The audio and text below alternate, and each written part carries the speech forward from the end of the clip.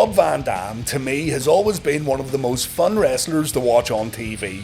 An in-ring innovator who stood out among his peers as one of a kind. RVD really did have it all, and fans would get genuinely excited when Mr. Monday Night made his way to the ring for another match. Fans of ECW though would know that there was much more to Van Dam than what he was allowed to show in the WWE, particularly before One Night Stand 2005. RVD was a great promo in ECW, and it's pretty much accepted that he was held back a little in this area while working for the WWE, something that Rob even brought up during his One Night Stand 2005 promo. Still, Van Dam let his ring work do the talking for him. RVD may not have gotten much to say in World Wrestling Entertainment, and RVD may have been navigating some serious political waters, but he was just too good inside the ropes to be ignored.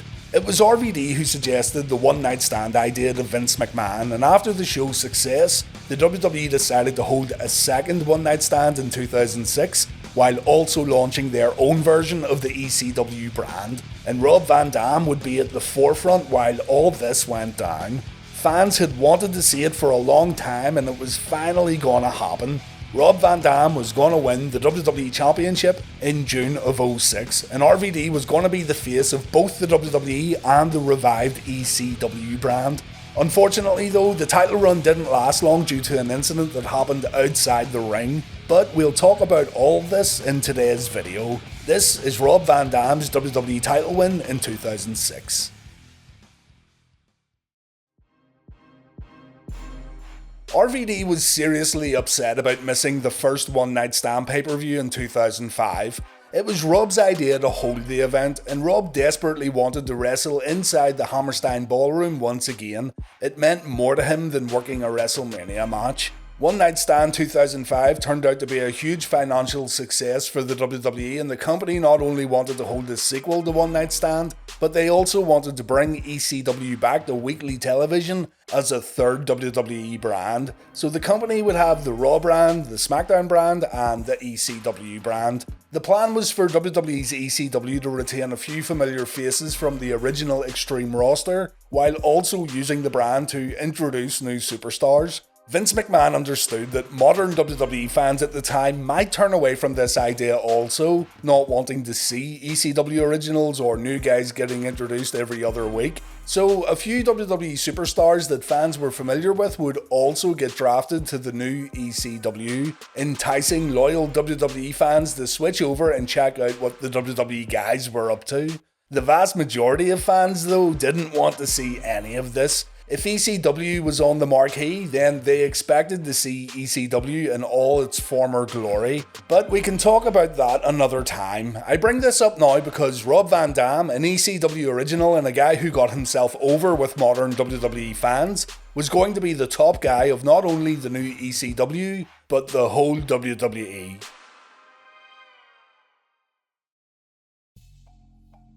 Van Dam's journey to WWE glory starts all the way back at WrestleMania 22. RVD competed in the second ever Money in the Bank ladder match at the biggest show of the year, taking on Ric Flair, Matt Hardy, Bobby Lashley, Finlay and Shelton Benjamin. Van Dam had a great showing here. Putting Rob in any kind of ladder match is always guaranteed to give great results, and it was made all the better for RVD because he actually won the match and got himself a WWE title shot at a future date of his choosing. I remember being quite surprised by this. No one will ever say RVD didn't have the talent to go all the way in WWE, but he was always booked as an upper mid-card guy, getting the odd title shot here and there but never capturing the gold. The whole Money in the Bank briefcase thing and the guaranteed title shot was still a pretty new concept. The long string of successful cash-ins had still not been established, so there was a lot of intrigue in regards to RVD holding the briefcase. No one was totally sure if it would lead to the WWE title.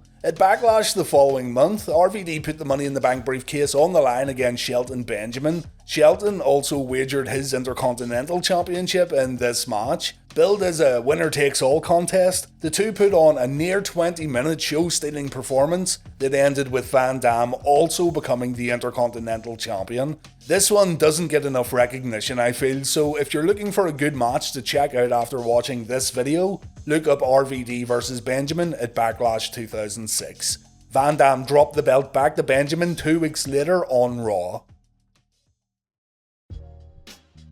Thanks to the popularity of the first One Night Stand, the WWE announced a sequel that would take place on the 11th of June 2006. On the May 22nd episode of Raw, after just beating Chris Masters in a one-on-one match, WWE Champion John Cena was met in the ring by Mr. Money in the Bank Rob Van Dam. RVD then announced exactly when he was going to cash in his Money in the Bank title opportunity. Van Dam wanted the home field advantage. He wanted to take Cena out of his comfort zone, so Rob told Cena and everyone else watching at home that he's going to trade in his briefcase at One Night Stand 2 in the Hammerstein Ballroom. John Cena would have to perform in front of a very hostile ECW audience, and he'd have to defend his championship belt against Rob Van Dam at an ECW event.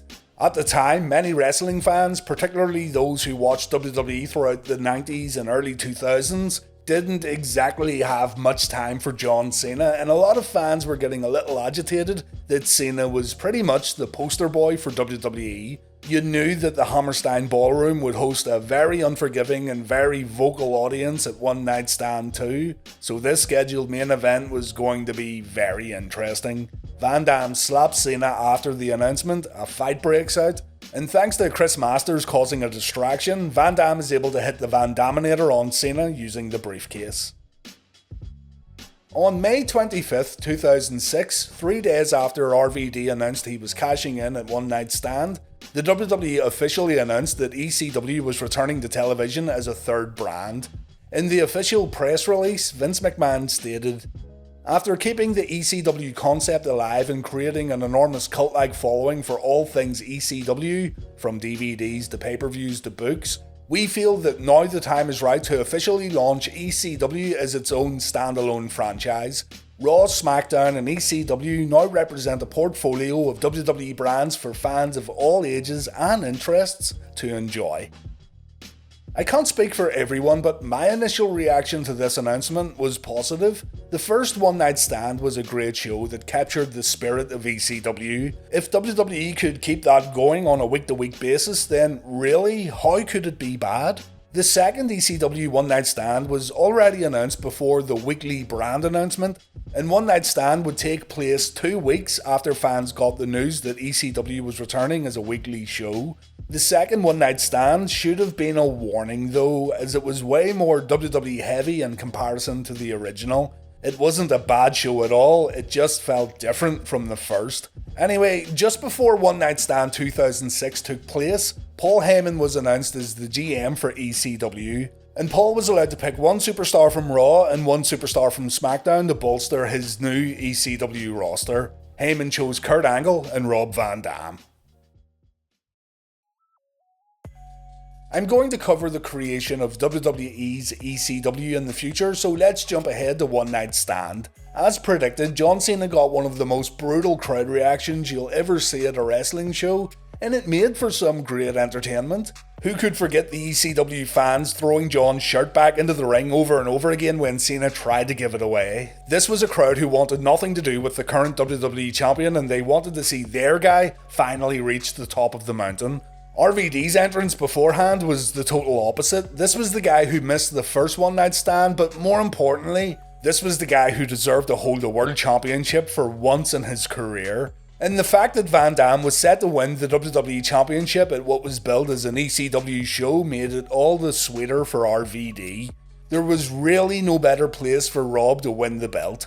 Cena and RVD had a good match here too. One Night Stand 2006 doesn't get as much praise as the original because there's a few matches featuring guys who had nothing or very little to do with the original ECW. But those WWE guys who worked the show, such as Randy Orton, Kurt Angle and Edge, they all had good matches. Cena, whether you love him or hate him, was no exception. He knew what his role was at One Night Stand 2006 and he understood the environment, leading to his main event match with RVD coming off really well. In typical WWE fashion though, John Cena, at the time, had to be protected at all costs. Edge ran to the ring and Cena took a spear from the rated R superstar through a table, and it was this move that allowed Van Dam to hit the 5-star frog splash and win the WWE Championship. Take nothing away from the victory though, Paul Heyman ran down to make the 3 count and Paul got teary-eyed as he presented Van Dam with the WWE Championship. a championship that Van Dam said he would rechristen to the ECW Championship upon winning it. Van Dam celebrates with his wife afterwards in the audience, and there's a big old party in the ring. Big Show defected to ECW, so both he and Kurt Angle celebrate with Van Dam, and Paul Heyman looks very pleased at how this whole thing played out. Van Dam had finally won the WWE Championship, and now it was all up to Rob to make sure his title run was a success. Rob's crowning moment at One Night Stand 2 definitely makes the event worth a watch. 2 days later, the ECW Weekly Show made its debut on Sci-Fi, and things got even better for RVD. Paul Heyman presented Rob with the new ECW Championship belt. Van Dam and Heyman did say they would rename the WWE title to the ECW title, but what actually happened here was Van Dam became a dual world champion. These were 2 separate titles that RVD now owned, so you can tell here that the WWE were going all the way with Van Dam. Yes, a lot of this was also done to start the weekly ECW shows on a high note and bring more attention to the WWE's latest brand, but take nothing away from RVD here, this was a big achievement. Van Dam would successfully defend the WWE Championship at Vengeance in another good and overlooked match with Edge, but even though Van Dam was a dual champion, his match was placed right in the middle of the card with guys like John Cena, Kane and D-Generation X having matches afterwards. Cena won his match against Sabu, and afterwards RVD said he'd give John a WWE title rematch on Raw the following night. Van Dam said he was impressed that Cena walked into the Hammerstein Ballroom and into the Lion's Den to defend the title, so it's only fair that Cena gets an opportunity to win the title back on Monday Night Raw. Cena had Rob beat, the STF was locked in, but Edge showed up and both men got attacked, resulting in Van Dam keeping the belt. The following night on ECW, Rob Van Dam pinned Kurt Angle in the main event. Things were going incredibly well for RVD, and it looked like this wasn't going to be a short title reign either. RVD did say that the company had some big plans in place for him, but unfortunately those plans never came to fruition. Rob Van Dam's momentum came to a stop not outside the ring, but on the road. RVD was pulled over by cops while he and Sabu were travelling to a house show in Philadelphia. Van Dam was doing 73 miles per hour in a 55 zone, and when cops stopped the car, they could smell weed. After searching the vehicle, 18 grams were found along with 5 Vicodin, though RVD had a valid prescription for the painkiller. Both guys would end up pleading guilty to 3rd degree possession, and Van Dam also pleaded guilty to speeding. The day Van Dam was caught, he still worked the Philadelphia house show and another house show the night after, but the decision was made by Vince McMahon to suspend Van Dam for 30 days, while also taking both the WWE and ECW titles away from Rob. RVD said this on his WWE Icons documentary. By the next day, before I even got to the arena, it was all over every type of media.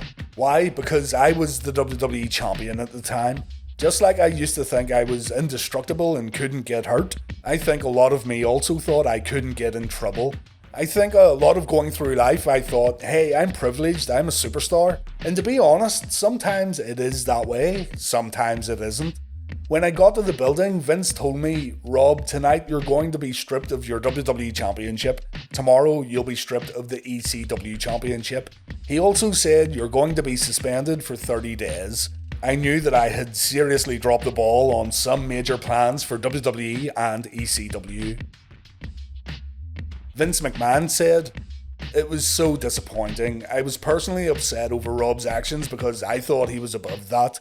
Obviously, when something like that happens, we have to be concerned about how the company looks, and Rob was not champion much longer."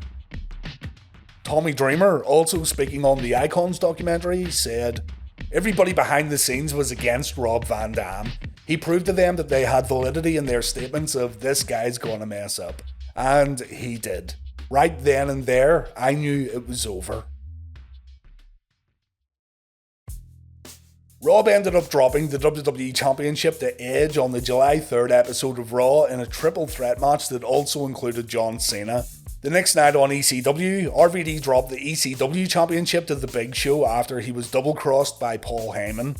The ECW title change happened in Philadelphia and the fans absolutely hated the match finish, throwing garbage into the ring after Big Show won the belt to show their displeasure, not only at RVD losing the championship, but also showing their displeasure of the WWE version of ECW. The dream was over. RVD would begin his 30-day suspension, and all that momentum, all that work from WrestleMania 22 onwards, it was all thrown away and the WWE went in a new direction, or they just went back to the old direction of Edge and John Cena. The timing of all this couldn't have been any worse, and it's a real shame too, because I, like many others, really wanted to see Van Dam get an extended title run, and it would have been really interesting to see the long-term plans play out on TV. But RVD messed up, and he totally admits it too. To his credit, he makes no excuses. I will say this though, and it's something that might rub people the wrong way, but other wrestlers have gotten away with way worse, and other wrestlers have also gotten away without suspensions, even in 2021 when things are supposed to be more by the book, so to speak. Van Dam made his TV return on the August 8th episode of ECW where he attacked Sabu and Kurt Angle. He had his return match the following week, losing a ladder match against Sabu. This was originally scheduled to be a triple threat match, but Kurt Angle was released from his WWE contract, so the match was changed to a one-on-one ladder match where the winner would face the Big Show at SummerSlam. The ECW champion interfered in the match, Show took out RVD, and he inadvertently helped Sabu to win the match. At SummerSlam though, the Big Show was able to defeat Sabu, and Show's run as ECW champion continued on, much to the dismay of ECW fans. RVD, meanwhile, did not have a match at SummerSlam. Rob would eventually work his way back into the title picture after defeating the Big Show in a non-title match, and Van Dam was then given a title shot. After winning the match contract in a ladder match, Rob was allowed to choose when he got his opportunity at the ECW Championship, and he chose the December to Dismember pay-per-view. The only problem here was that Paul Heyman also had a choice. Paul could choose which kind of match Rob would compete in, and Heyman chose the Extreme Elimination Chamber. At this point, the novelty of ECW had completely disappeared, thanks to the WWE's version being as far away from the original as humanly possible. RVD didn't win the championship in the December to Dismember Extreme Elimination Chamber, and afterwards Van Dam would just kinda go back into the same spot he was in before WrestleMania 22, an upper mid-card guy who got opportunities every now and then, but he wouldn't win the WWE or ECW Championship ever again. He still had excellent matches, that much didn't change, but RVD was now stuck in a failing brand that fans simply didn't want to see. If Van Dam held on to both championships throughout the summer, then at least he still could have competed on Raw and continued his feud with Cena and Edge, but by the time 2006 came to an end, all that seemed like a distant memory. The following year, Rob decided not to renew his WWE contract. Rob said he was burnt out and he knew it was time to move on. He did ask for some time off following the suspension, but Paul Heyman refused to approach Vince McMahon with RVD's request. RVD said as much on Steve Austin's podcast. And that was the story of Rob Van Dam's title win, a win that should have led to so much more. The timing of everything that happened is quite remarkable when you think about it. Rob's Money in the Bank win, winning the WWE Championship at an ECW show, getting the ECW Championship the night after, beating the likes of Cena and Kurt Angle on TV. So much was just going right, and just as good as all this timing was, things just as quickly went downhill and Rob didn't really get a chance to run with the championship. Again, RVD takes responsibility. On the Steve Austin podcast, Rob flat out said that he was so careless back then that he didn't even know there were speed limits. Echoing what Tommy Dreamer said also, RVD always felt that some people within management were never sold on him as a champion, and what Van Dam ultimately did was prove that management's concerns were very much warranted. You do get the feeling that some maybe took pleasure in seeing the downfall of Rob Van Dam, and we wouldn't want to speculate on that either, but from the interviews I've watched and the interviews I've read, you can tell that RVD wasn't only disappointed in losing his well-deserved push, but he was also disappointed because he gave the naysayers all the ammunition they needed. As mentioned earlier though, RVD didn't win another World Championship in the WWE, and from a personal standpoint, I always thought he deserved another shot. But that's going to do it for today's video. The title losses certainly didn't spell the end for the whole effing show, and RVD would continue to do good things in wrestling, but we'll talk about all that another time. Thanks for watching guys, and take care.